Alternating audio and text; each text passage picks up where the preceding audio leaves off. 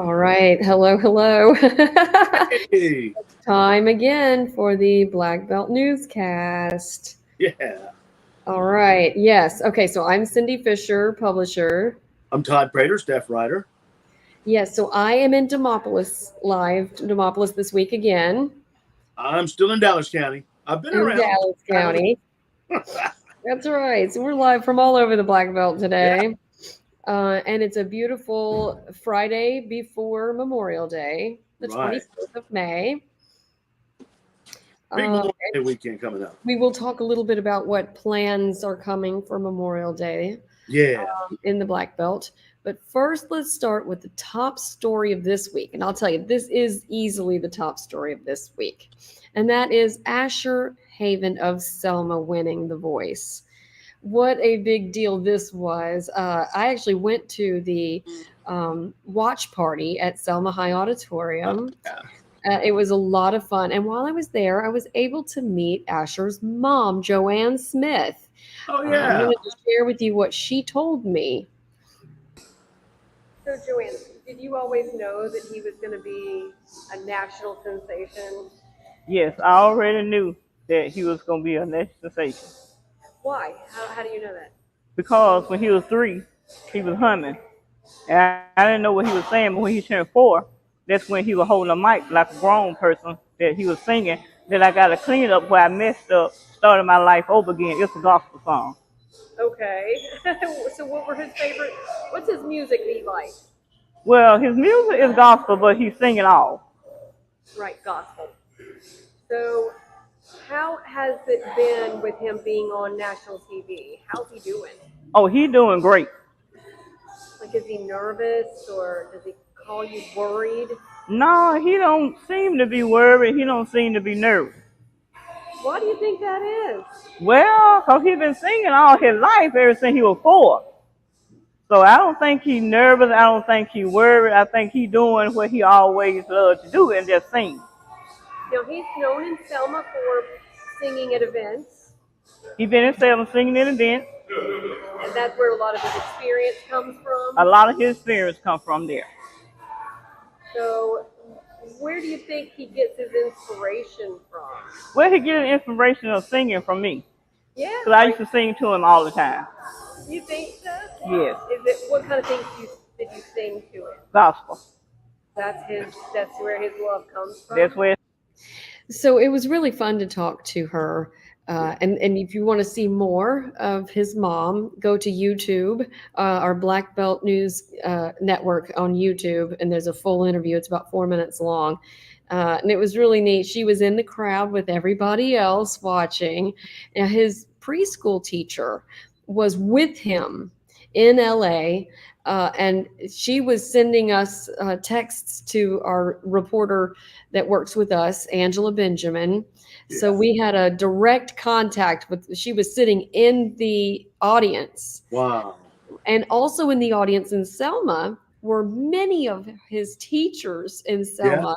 So middle school teachers from RB Hudson, which was Chat when he was going. It was a uh, arts school Oh, for okay. middle I didn't school, realize that. and which is sort of like what they're talking about doing with School of Discovery Right. Yeah, in the exactly. future. It's very similar. So seventh, eighth grade, he was at an Yeah. art school. So he's kind of had a lot of encouragement of the arts for a long Right. time. So we're really excited. It's been a big boost for Selma. I have had a lot of people, I don't know about you, from my friends outside. I heard about your Selma guy winning. It's Yeah, really a big exactly. Yeah. deal. And I love that he comes from the LGBTQ community. From what I hear, he's the first in their history, in the voice history, to win from that community.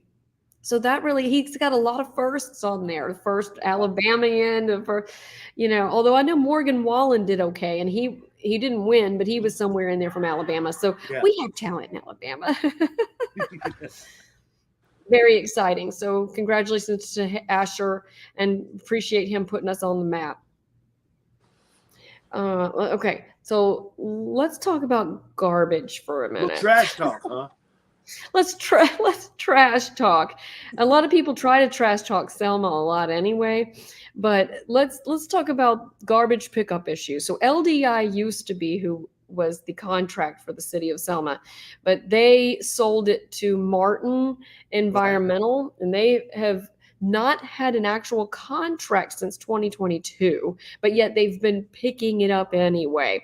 So the issue is the Martin is saying we're not going to do this without a contract anymore, and the city has authorized, the council authorized their attorney to get something going so that they can have a contract. But a lot of issues, and I know this happens in impoverished areas, but a lot of folks are not paying their bills, not paying them on time. And then, so the city had kind of jumped in there and said, okay, fine, we'll pay the ones to the Martin people if you don't pay them. And then they go collect, and nobody loves that situation. Right. So you'll love this, Todd. Based on the story that you did just in the last month, our John Creel, our friend from the county, Dallas County, has come and talked to the city about combining forces and cleaning up the illegal dumps that are all over the city/county, and working together. And from what we're hearing from the city folks, they are not opposed to that. So there may be a workaround that puts the city and county together for something. We like regional cooperation. Right. And so we will keep you posted as we learn more about that. But I know here in Demopolis, there's garbage pickup twice a week. Yeah. It seems pretty quick, cut and dry. We should have something like that in Selma. So let's, look at our neighbors, see how it's working. Let's all see if we can get it working. I don't think that's going to be a problem. And you can make comments to us while you are. Yeah, I see you. Chico says hi. Oh, hey, Chico. So yeah, if you want to say hi, make a comment on Facebook on any of our live ones right now. I can see it and I can comment to you. If you have any questions about what we're talking about, let me know. Speaking of John Creel, I actually have an update coming next week. He and I are going to get together. We did what I call a ride along last time. He actually mentioned that potential collaboration to me, but asked me to let's make sure all the T's are crossed and the I's are dotted before we talk about it. It's time now. We're going to get an update week, so that's coming in the very near future. Let's do that. Yeah, good. Because it really matters for how we look as a community too. If we've got the illegal dumps that we showed you are bad, they're bad. Exactly, and it's unhealtty. Let's go to Demopolis and talk about the lock. This is really exciting because something really bad happened to it, but it's reopened. Oh yeah, it has reopened, and it's actually reopened about 2 weeks early. They were shooting for originally the Demopolis Lock and Dam when it shut down back in January. It was January 16th. That big old chunk of cement fell out, and the chambers could not lock anymore. Literally, they could not hold water. So they had to remove all the debris and re-pour the cement. But this is some old video from when they were doing the work still. One of the largest chunk was 400 tons. So they had to bring in special equipment from other places. And all of that, plus the weather, looked like it could be up into June. There's some of that equipment. It looked like it could be into June before they were able to reopen. However, the equipment got here quickly enough. They got all the debris removed. The cement got poured, and it cured more quickly and passed all the tests more quickly than they expected. So Wednesday, they tested the lock to make sure it was holding water.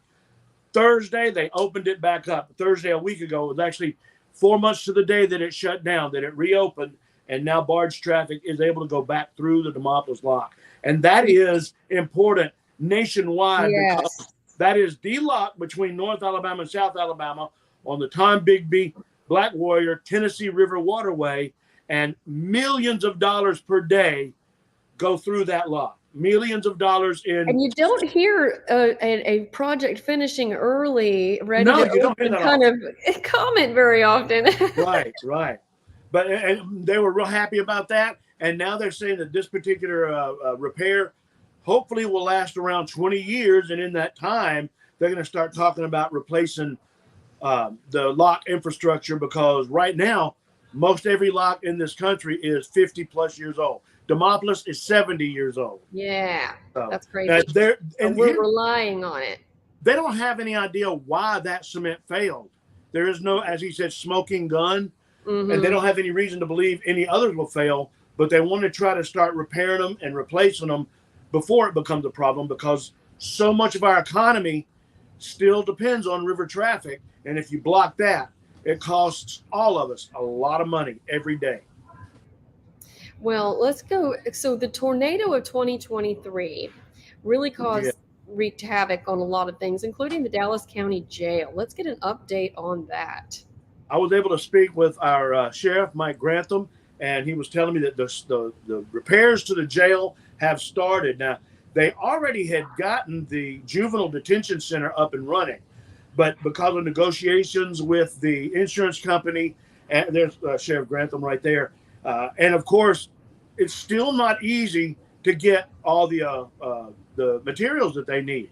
Even though we're out of the COVID years, there's still some supply chain issues and cost issues, because things are still rather overpriced compared to what they were earlier. But so they're working with all of this. But they did start with the roof. That right there is actually some cleaning supplies. Every day they have to clean the walls of the building. The building itself is substantial. That's why they didn't tear it down. It was built in 1969. The walls are like, I think he said 3 feet thick, solid concrete. It was the roof that took the most damage, and water damage is what caused the problems at the jail. The water got in, shorted out everything electrical or electronic, and that's what he was talking about. And so they're fixing the roof first.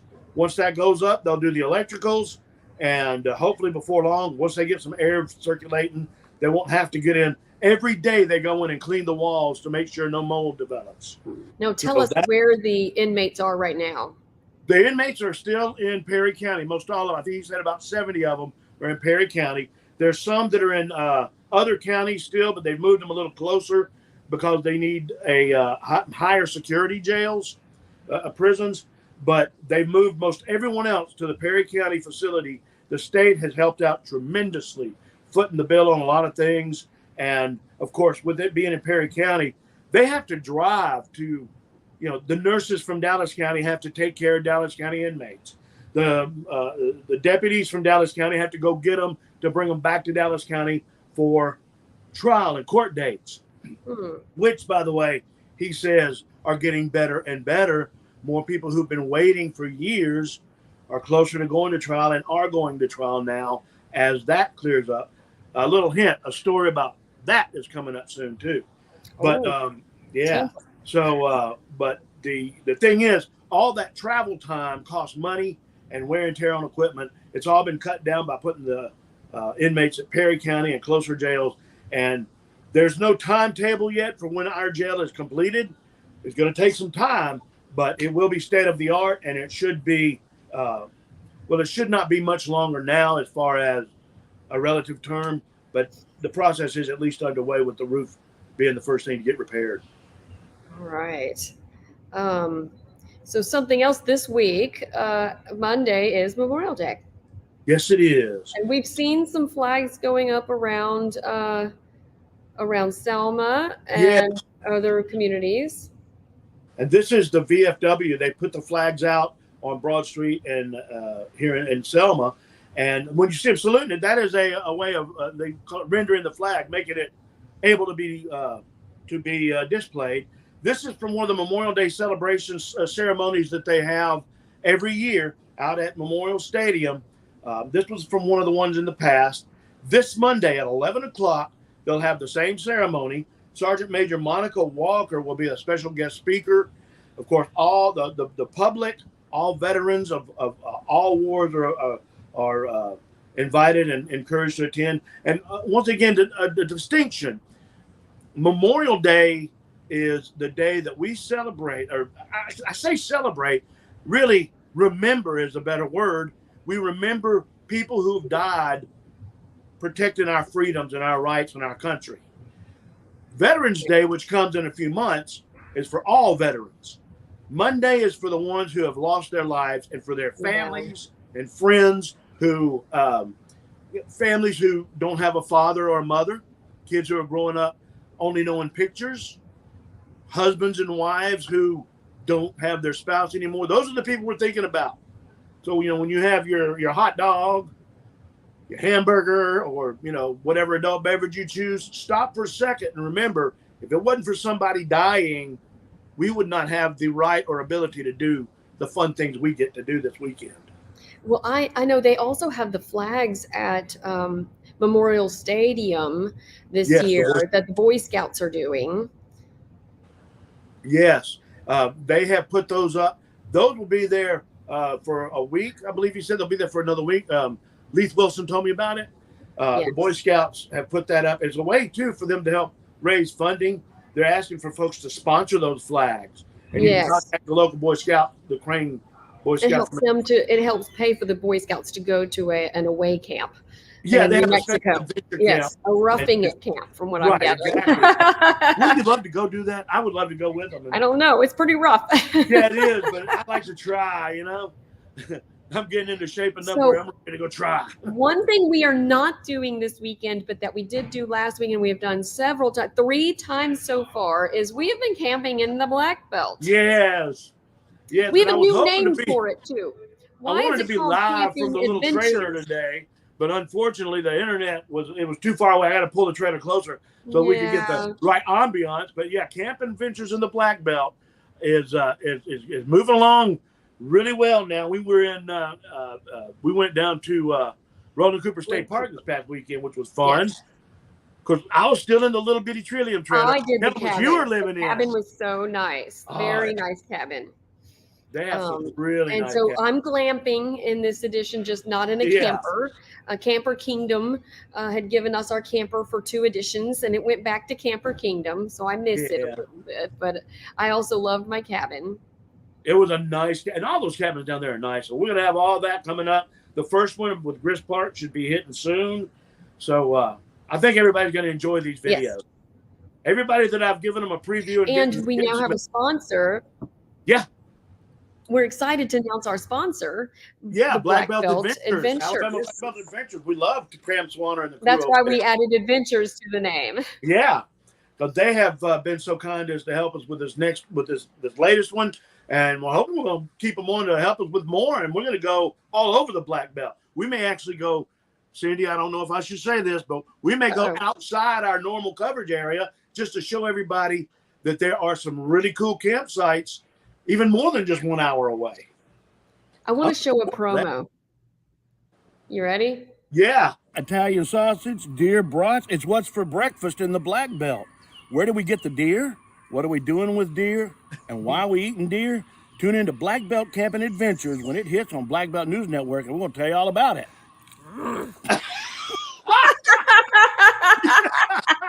I didn't say anything, did I? No, but you said enough with that one little movement. That was deer brats. Yes, and that was so good. That's one of the things we do in our camping in the Black Belt is we do a lot of venison meals, and in the one in Roland Cooper we had a bunch of crappie from the crappie tournament, Big Daddy's crappie tournament, and oh my gosh, you've got to see how we cooked it because it was amazing. I can't wait to make it again. We learned a new way to do it from a fellow angler. Yeah, it was so good. So yum.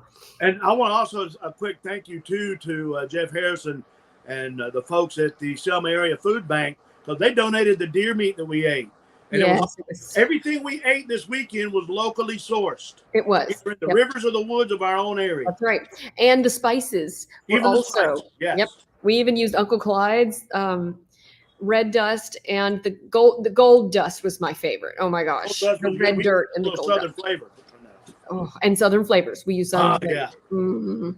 That was good stuff. And eggs. We had some farm eggs. Yeah, and fresh eggs that were from here. And and I went to Marengo County eggs. Oh, those were Marengo County eggs. Okay. No, they were Dallas County eggs. You're right. You're right. Oh, the chickens were somewhere in the Black Belt. Local. But yes, I went to the Pecan for their brunch, and we will get to see some footage from that. And I also went hiking, and we have like a whole cicada experience. So we had a blast. So we can't wait to share with everybody our camping adventures in the Black Belt. It's coming live soon. Of course, remember that to go to blackbeltnewsnetwork.com. We are live all the time. We wear ourselves out with all of our coverage. Don't miss it. Sign up for our daily newsletter. When you go to blackbeltnewsnetwork.com, it will ask you in the first 3 seconds. And sign up. It's free. You'll get the headlines every single day. You'll know what's going on. Send your news to news@blackbeltnewsnetwork.com because we can't be everywhere. We want to know what's going on. Keep us in the loop. So that we can make sure we're covering everything. We always like to thank our sponsors. We can't do this without our sponsors. Thank you, Randall Miller Funeral Service. Pre-planning for your funeral will save your family from having to make the arrangements and guess what they're going to want. And it also saves you money to go to Randall Miller Funeral Services. They will help you plan and give that final gift to your family. And they're such nice people too. Very, if you want to be a sponsor, always just become a sponsor. Email us at news@blackbeltnewsnetwork.com. Help us put this on and get your name out there amongst the Black Belt and all of our audience. We appreciate you guys being a part of what we're doing here at the Black Belt News Network. We can't do it without you. You're our readers. We love you guys. Have a happy Friday, a happy weekend, and a happy Memorial Day. From Demopolis, I am signing off. Where are you signing off from, Todd? From Dallas County at the homestead. From Dallas County. Next week. Got it. We'll see y'all next week.